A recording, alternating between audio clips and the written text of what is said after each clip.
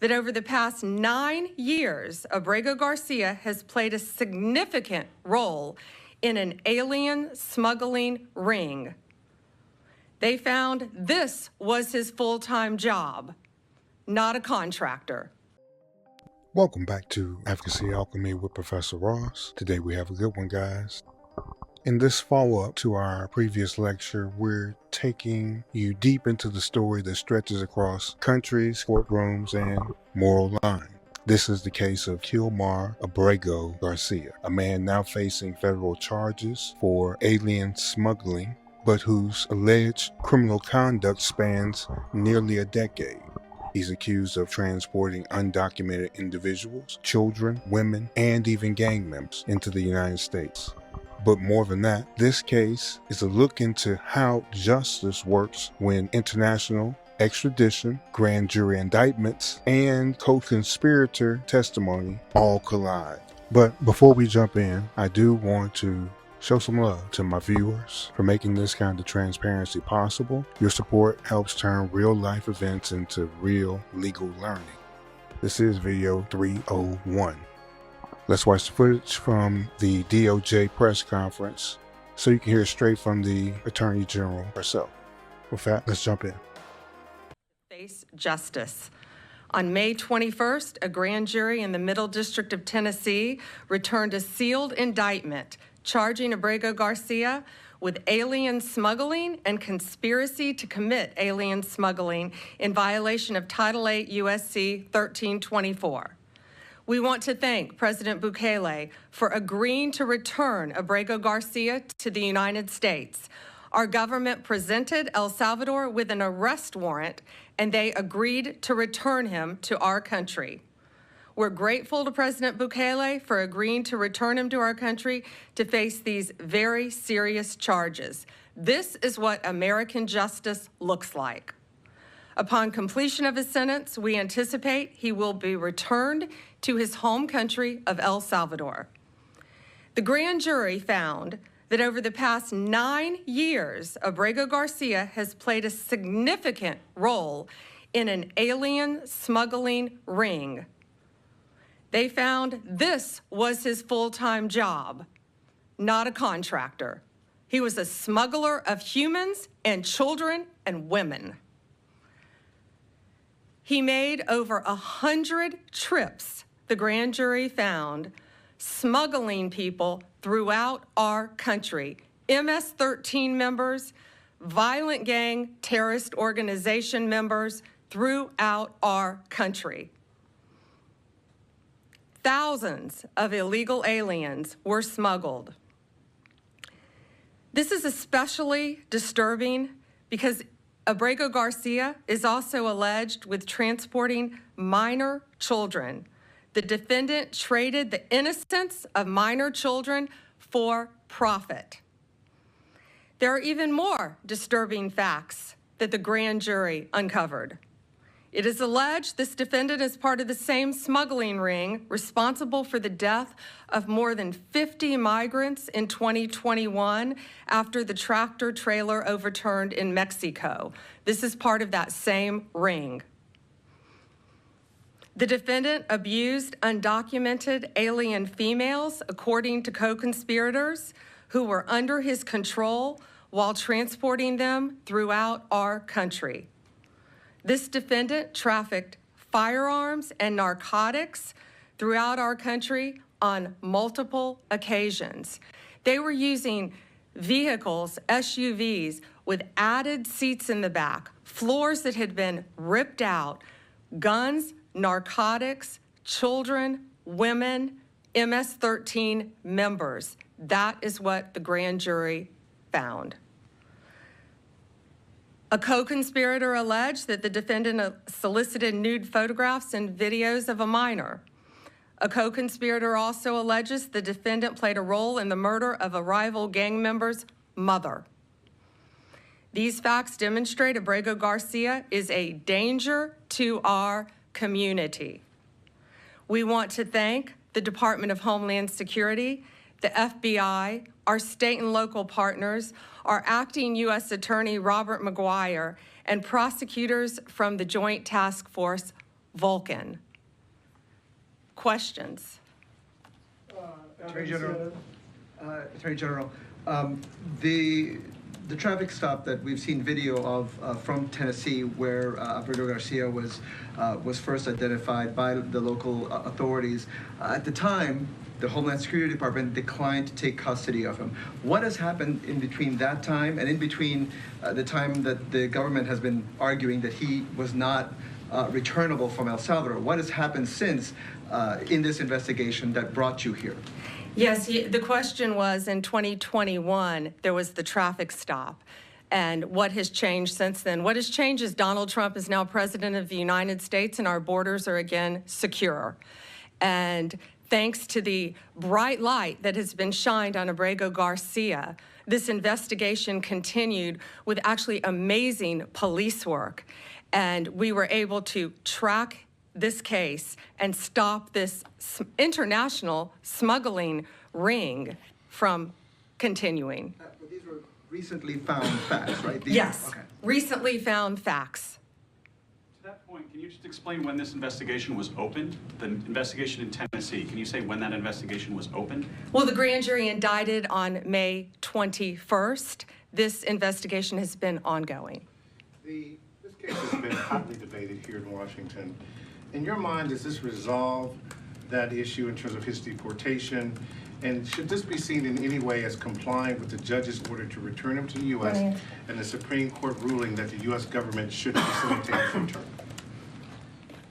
Well, there's a big difference between what the state of play was before the indictment and after the indictment.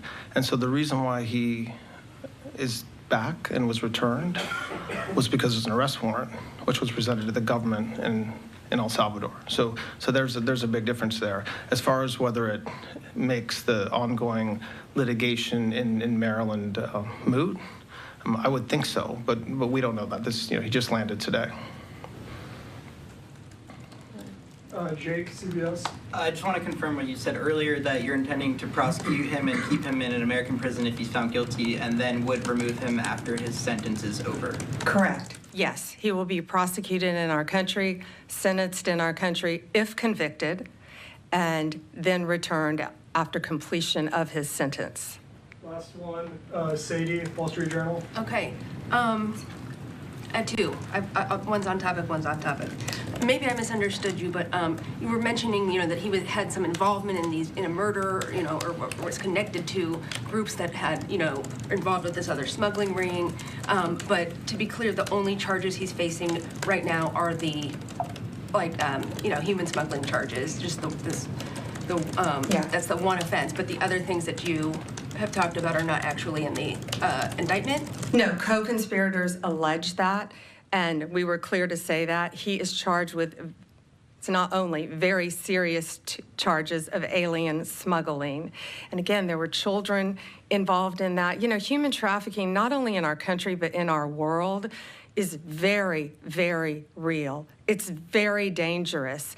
And as you saw recently in Virginia, the arrest we made of the MS-13 member, unrelated to this, we learned at that press conference, that's where they bring young children into our country and they start grooming them at middle school age to become MS-13 full-fledged members, commit violent crimes throughout our country. It is highly organized. It is very dangerous. And they are living throughout our country, but no more, because they are being arrested, they are being prosecuted, and being convicted and deported when appropriate. That's all for today. Thank you. Appreciate it. Okay, so there you have it. Attorney General Pam Bondi alongside her Deputy Attorney General Todd Blanche announcing these. Hello. Hello, sir. How are you? Good, and you? All right. Everything good? You got a bunch of people in here, don't you? It's one for sick. Yes. Go back to work. Gotcha. Where are you working at? Where? Where? San Luis, Missouri. Missouri? Yes, sir. Gotcha. Okay. But I'm from Maryland. Okay.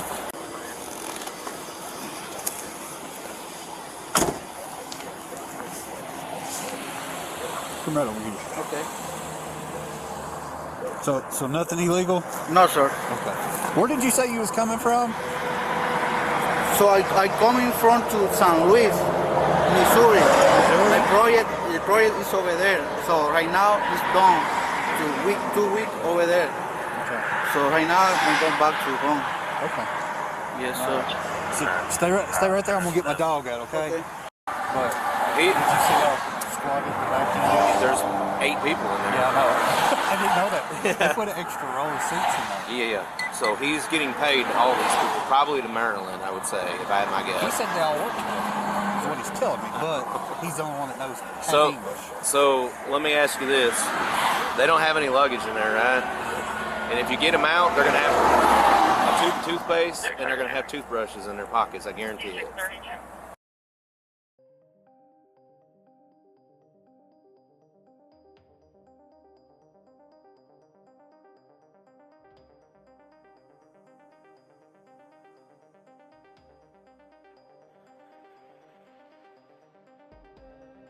Let's take a closer look at the legal heart of this case. 8 U.S.C. Section 1324. This is the federal law against bringing in and harboring certain aliens. This statute makes it a crime to knowingly or recklessly bring people into the United States outside the lawful immigration process. That includes transporting, moving, or concealing undocumented individuals, especially when done for commercial gain or as a part of a larger conspiracy. There's some key elements to this crime. First, that the defendant knew or should have known or showed reckless disregard of immigration status, actively participated in the transportation or concealment, and did so for financial gain or as part of a structured enterprise. Now, if a person is found guilty of this crime, they can be imprisoned up to 5 years per count. If done for a commercial advantage or private financial gain, it's 10 years per count. If a death results from the act of smuggling, the penalty can go to life in prison. Now, Garcia is alleged to have made over 100 trips. According to the indictment, this wasn't side work, this was his full-time job, moving people, children, and gang members throughout the country in modified SUVs with hidden compartments and stripped-out floors. Prosecutors even allege he trafficked firearms and narcotics, abused undocumented women that were under his control, and played a role in the death of over 50 migrants in a tragic accident in Mexico. While some of these allegations aren't formal charges just yet, the grand jury and co-conspirators' testimony paint a picture of someone who lived off human smuggling as his profession, and it was a dangerous one at that. All right, let's move into the evidentiary standards. There's 6 levels, and we use all 6 here in the U.S., especially when we evaluate the facts of a case to see what level the evidence rises to and what type of action the government can then take. Let's start at the lowest level, mere suspicion. This is just a basic hunch with no articulable facts. Think of a patrol officer who senses something's off when Garcia avoids eye contact. Number 2, reasonable suspicion. This is when the government has specific and articulable facts to justify a brief investigation or a brief detention while the investigation happens. This is a traffic stop based on the vehicle's irregular modifications or known smuggling routes. Number 3, probable cause. This is when the government has a fair probability that the suspect committed the crime. This is the level that must be met for an arrest to happen or to go back and get a search warrant. Here, the discovery of altered vehicle floors, burner phones, and GPS logs might satisfy to this level of proof. Next, we have preponderance of the evidence. This means more likely than not. This is used mostly in civil cases. It only requires that you have 51% of the evidence in your favor to win your case. Now, this can be used in the civil forfeiture if the government wants to seize assets linked to this operation of transporting people illegally across the borders. Number 5, clear and convincing evidence. Now this is when the petitioner or the government has enough proof to be substantially more likely to be true than not. This level of proof requires about 75% of the evidence being in your favor. This is used in cases that require more evidence usually. Cases like when you're trying to prove someone defrauded you, or if we're talking about proving a defense strategy and theory is valid and will be used in court. It also comes up in child custody cases.